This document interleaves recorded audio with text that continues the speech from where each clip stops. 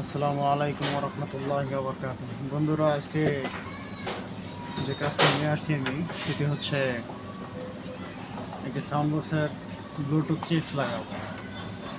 তো এর জন্য যে বিষয়টা সামনে আনছি আমি সেটা হচ্ছে আমার কাছে 805 কানেকশন নেই।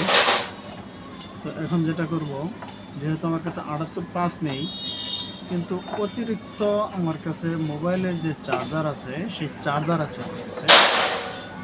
তো এই চার্জারটা হচ্ছে 500 মিলি অ্যাম্পিয়ার, আর এর ভোল্ট হচ্ছে 5।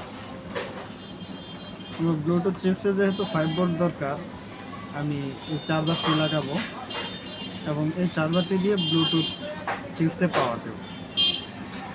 আর বেশি কিছু বলার নাই, এখন আমি লাগাই, আপনারা একটু খেয়াল করেন।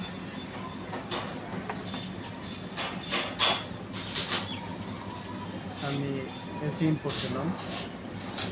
এই এসি ইনপুট আমি ট্রান্সফরমার যে ইনপুট লাইন আছে সেখান থেকে আগে বের করে রেখেছিলাম। এখন এখানে এসি ইনপুট দিয়ে দিলাম এবং ব্লুটুথ চিপসে সিস্টেম করে দিয়েছে, যেহেতু এখানে জেট সিস্টেম আছে তাই এটা এখানে বসে